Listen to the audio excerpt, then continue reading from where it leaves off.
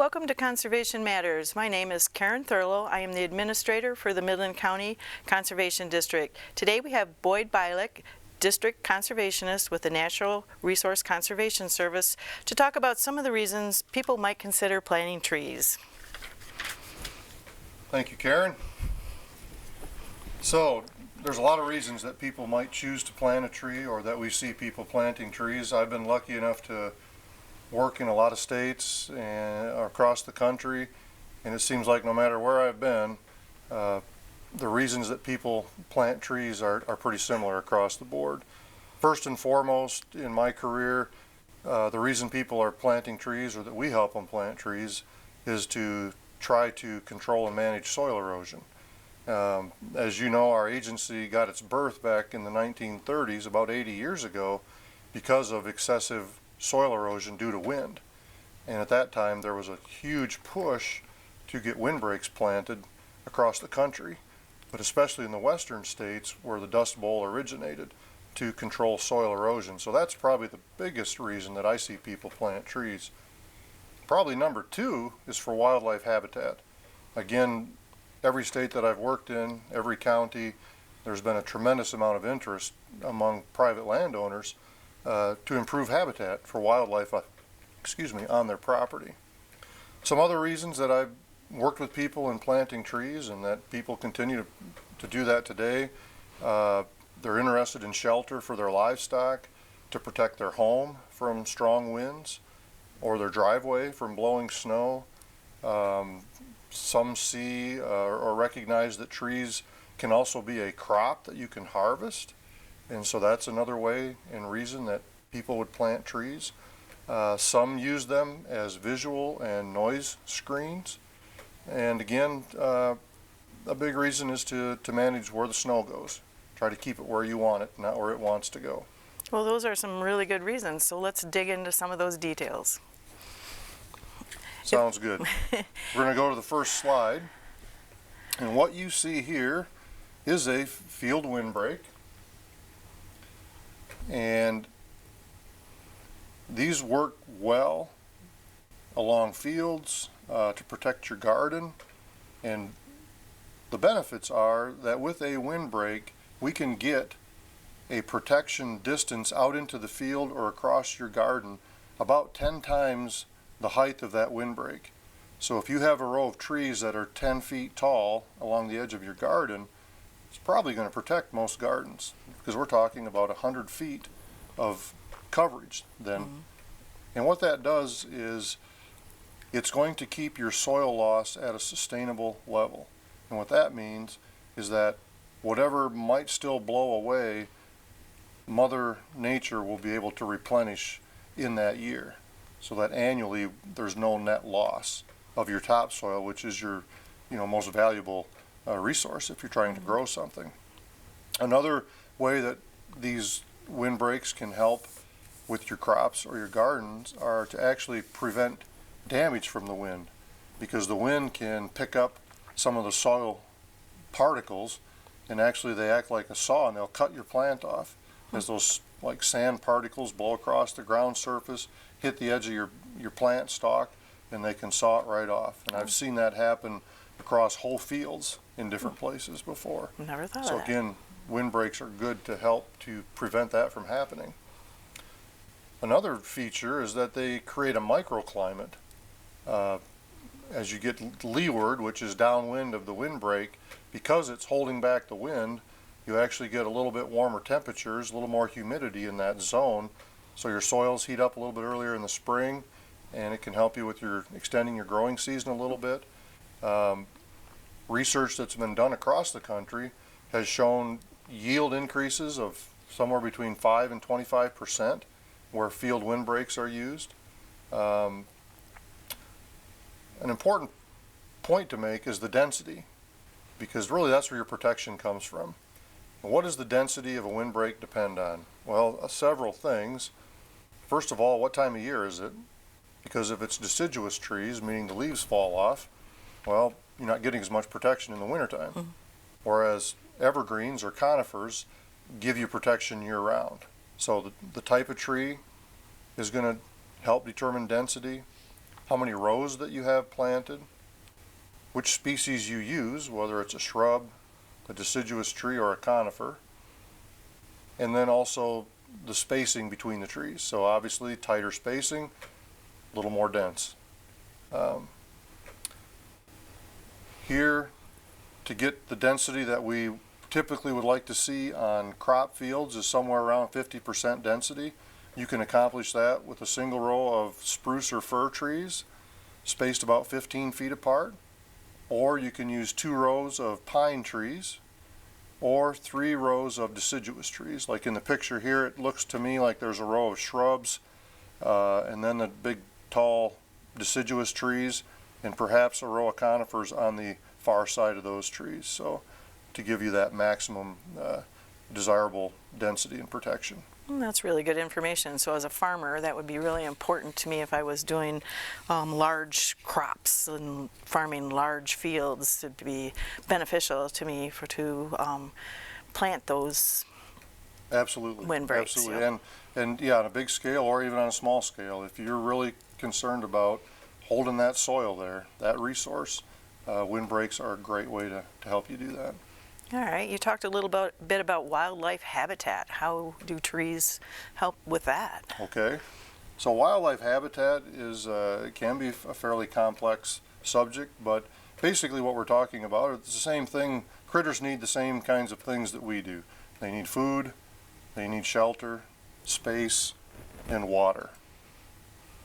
And we'll pop to this next picture here to help us illustrate some of those things.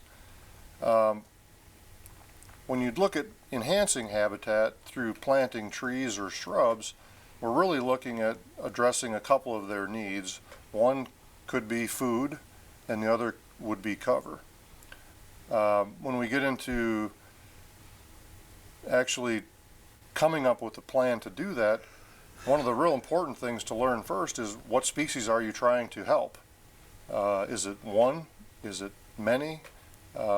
Is it helping just whatever you can do? So that's a key thing to identify on the front side. What are we trying to benefit? Is it just deer? Is it rabbitat, so that the little guys have places to go and hide? Do they need food, or do they need cover, or do they need both? One of the things that we know in terms of cover, animals need escape cover so that the eatums can get away from the no-eatums, which here, if you're a small animal, that could be, you know, trying to escape a coyote or a fox. Eagles. For larger animals like deer, really, we are the eatum, or the no-eatum that goes after the deer. But, you know, they're looking for cover that makes them feel secure, that they can escape into. Typically, we would look at you know, an evaluation of existing cover by getting on the edge of the stand, the forest unit, and looking into it and measuring how far back would you have to go before you could not see a deer. So that distance is real critical for their comfort level. And we know that whatever that distance in is, say it's 100 feet, then if they have a width of the stand that's 3 times that, so 100 by 300, then they probably have enough cover for them to feel secure. So that's one situation, and this is typical of what you might see in this picture. This is a northern hardwood stand, and it's typical of what I see in Midland County in many instances. You have a more mature overstory and very little understory. Now you can see here in the picture that if this was the summertime, those, you know, new saplings with their leaves are going to provide some pretty good cover. But in the wintertime, it's definitely lacking. So what might you do? Well, one option would be to come in and plant some white pine seedlings underneath that canopy. White pine are somewhat shade tolerant, and so they're going to do pretty good in that situation. You could plant them in clumps, or you could, you know, go on a grid and plant them throughout the forest. It just depends on how intense you want to be with it. So that's one situation I see here. The other one I think that's also equally common is the situation where you have an open field that somebody wants to then try to enhance it for wildlife. And in that instance, they're looking at planting a variety of trees and shrubs out there to try to attract and hold animals. And again, there's ways to do that. A lot of times it's putting in clumps of trees and shrubs, but then also planting a corridor between your clumps to give them ways to move from one to the other. So those are just some ideas there on how to enhance wildlife habitat through tree plantings. All right. Well, what if I wanted to plant trees as a commercial crop? What would you suggest? We're going to bump here to the next picture, and that's exactly what we have here. This happens to be my family's farm, and what we have done there is similar to what a lot of people do, where they're looking at, you know, how can I use trees as a marketable crop for me? Christmas trees comes to mind. That's what you see here in the foreground. These trees here are about 7 to 8 years old, which is about the age that they can be harvested commercially for Christmas trees. In the background, the taller trees that you see are red pine, and those are planted as what they call a plantation, and where you have row after row after row of a certain spacing, and your crop is those red pine. And what red pine are good for are utility poles. And the reason is that they grow nice and tall and straight, but they also, the fibers in a red pine are good at absorbing the preservatives that the utility companies like to use on their poles.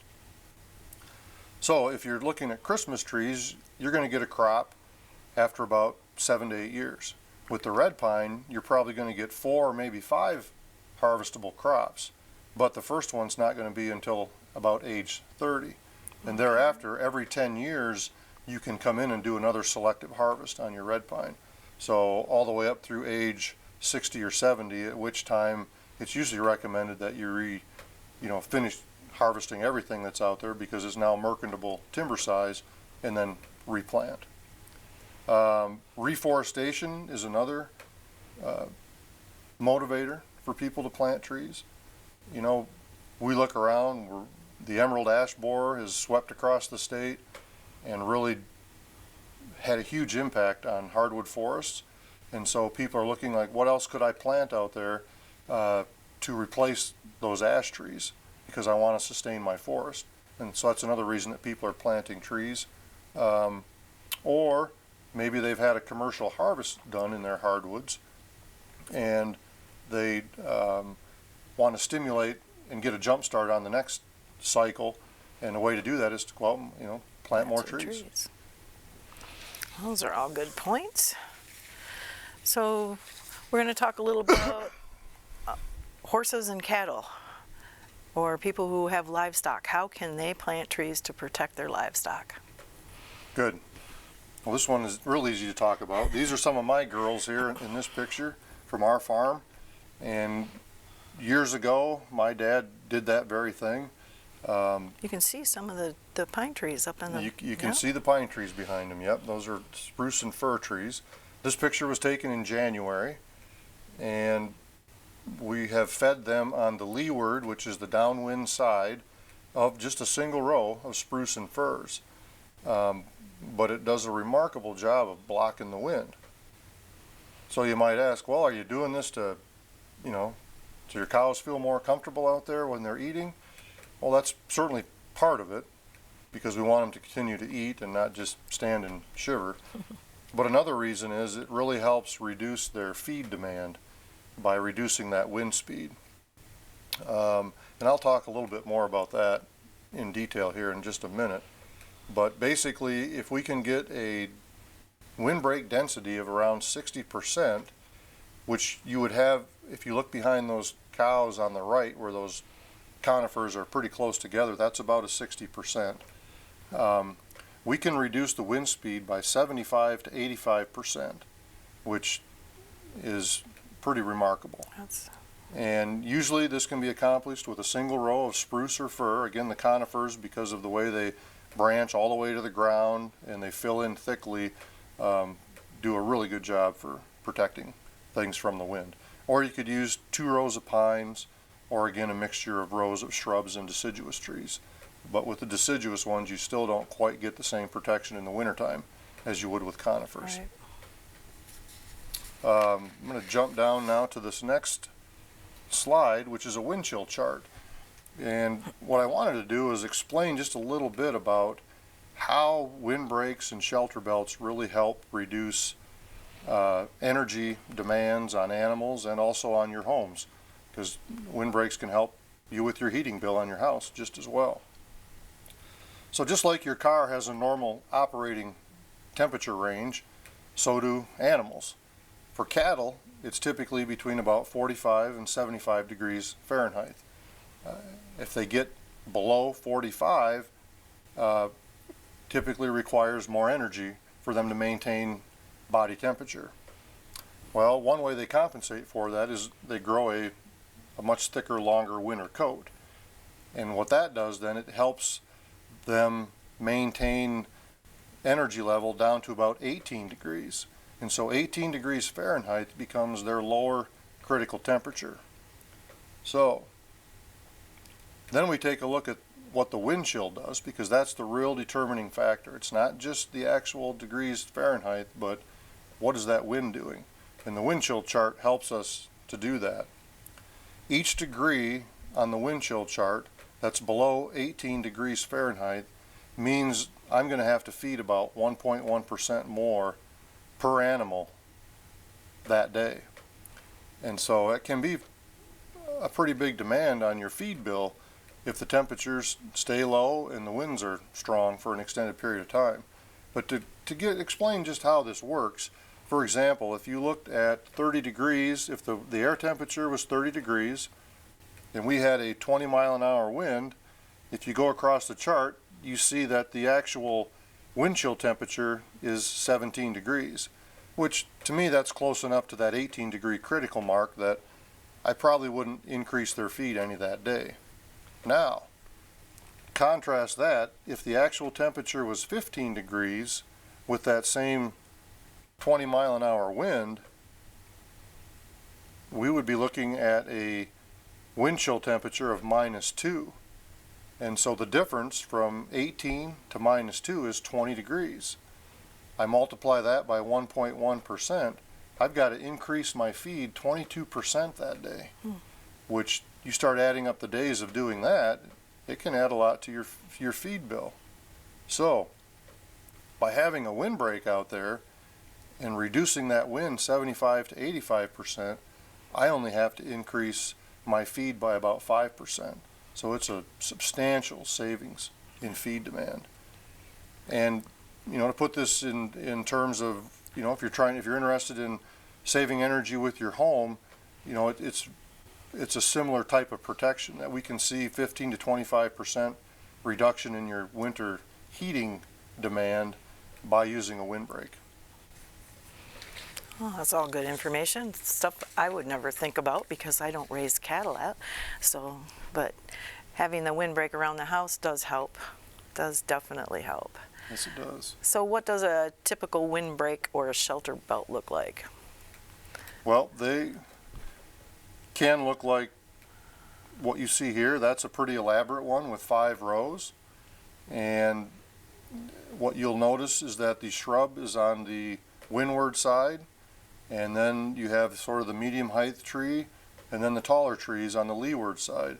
And what that does, it kind of helps the wind ramp up over top. And these types of thicker windbreaks with more rows could be used for a number of other reasons. As I mentioned earlier, some people are interested in noise protection, some in visual. They don't want to see their neighbor or look at something out there on the landscape that is not desirable to them. Maybe they're near an industrial area or a landfill and you want to try to block the odors from getting to your place. Or maybe you're interested in snow management. So a windbreak such as this can help you with those things. Typically, if you're interested in noise reduction, then you want to put the windbreak or the shelter belt as close to the noise source as you possibly can. You want it to be as tall as you possibly can get it as well. 60% or more density, so very dense windbreak, which with the picture here with that many rows, you've got very high density there. Another important, I was going to say you could really get creative with this. you can get very creative, yes you can. One of the things that's real key if you're trying to reduce noise is that the distance from the noise source to where your house is, your windbreaks need to be longer than twice that distance.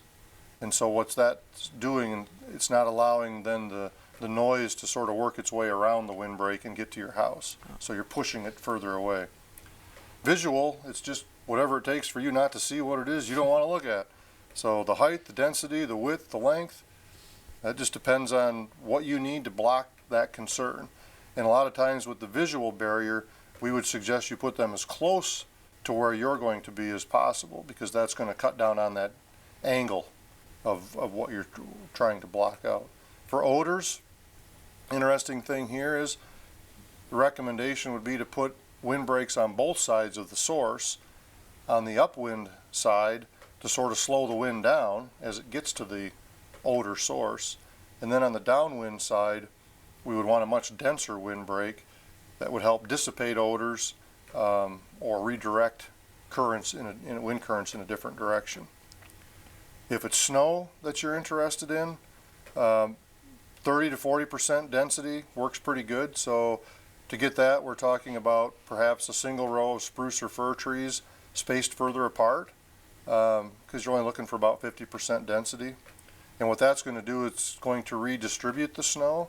If you flat out want to stop the snow and have it just build up right next to the windbreak, then you'd go with a much denser one, kind of like a snow fence, or where you see a solid fence. A lot of times the wind carries the snow over it, and then all of a sudden there is no wind speed and the snow just drops right out of it, and it accumulates that way. So that's one way that you could accumulate things there. So yeah, again, lots of different reasons that we see people put in windbreaks and shelter belts and plant trees to meet a number of different objectives that they have, and it's all, it's very doable. What are some of the tips or things to consider before planting these windbreaks and shelter belts? Take a look here at this next diagram, which is a good schematic. And as you can see here, windbreaks, the key thing here, the shorter, slower growing species go on the outside so that they don't get shaded out, and your taller, slower growing ones would be on the inside. Taller, faster growing ones on the inside. The direction of the windbreak should always be perpendicular to the prevailing wind. And then a general rule of thumb is that whatever it is you're trying to protect, the windbreak should be about 75 feet from that area or from that object.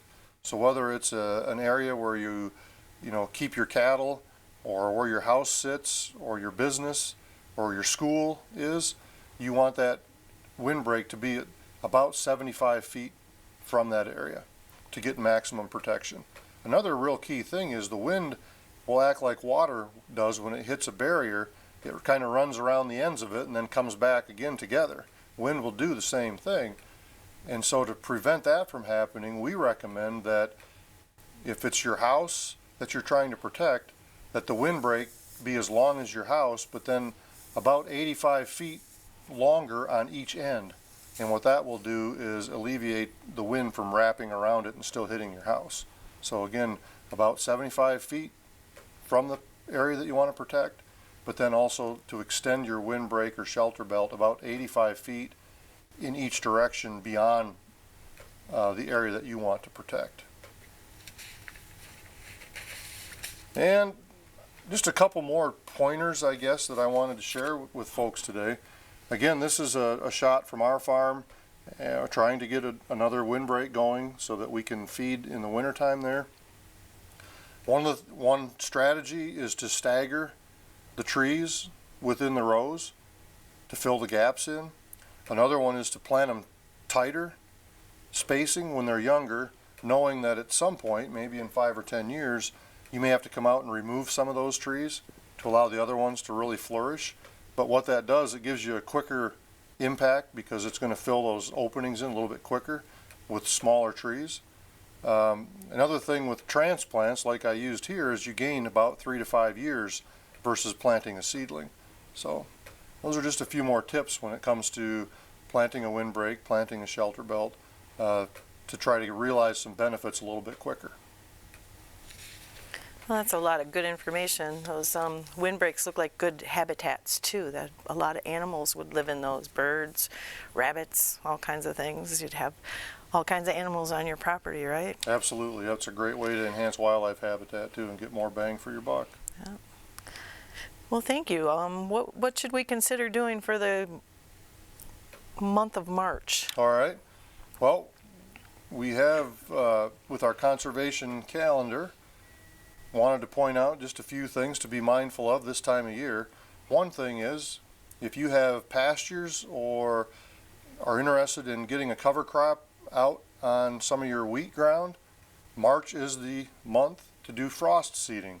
And basically what we're doing there is putting clovers on a 6-inch or less snow base, because that allows you to see where you spread the seed, for one thing. But what's going on is the freezing and thawing action this time of year will actually incorporate that seed into the soil. And then next summer you'll have a nice stand of clover out there. Why are clovers important? Well, a lot of pastures that are predominantly grasses, in the hottest part of the summer, they don't perform very well. Whereas clovers, which are a legume, handle the heat a lot better, and so they can actually give you another 1 to 2 tons of forage per acre by having them out there in the summertime.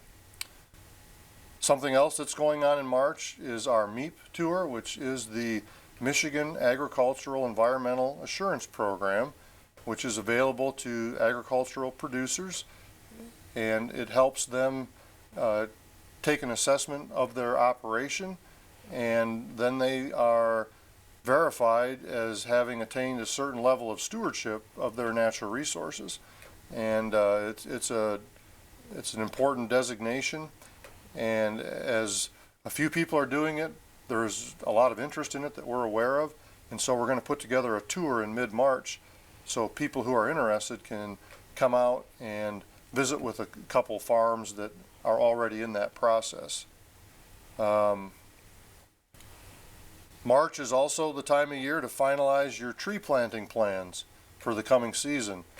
April and May tend to be the optimum months for planting trees and shrubs. It's also the time that conservation districts, like the Midland Conservation District, will have trees available for people to purchase so that they can meet their objectives with planting trees on their property. And they'll have a whole host of shrubs and trees that people can plant and order and then plant. Of course, March is also a time that some people get seeds going for their garden, and then they'll transplant those out, later in May, early June. So those are just a few things that are, to be mindful of this month of March, and to position yourself well for April.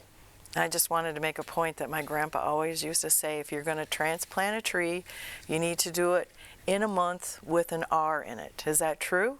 Would you say that's a good advice? Well, I guess it would depend where you're at. December might be a little tough if the ground's frozen, right. But some of the other months can work pretty well, for sure. I always So remember I'd say that for the most because, part. yeah, he always said that. So, and I always planted trees on his advice, and they always lived. So Well, maybe it was good advice. I would not argue with that. Well, thanks for joining us today. If you have any questions, we'd be happy to answer them. Our contact information will be following the show. And I guess that's it. Thanks, Boyd. Yep. Thank you.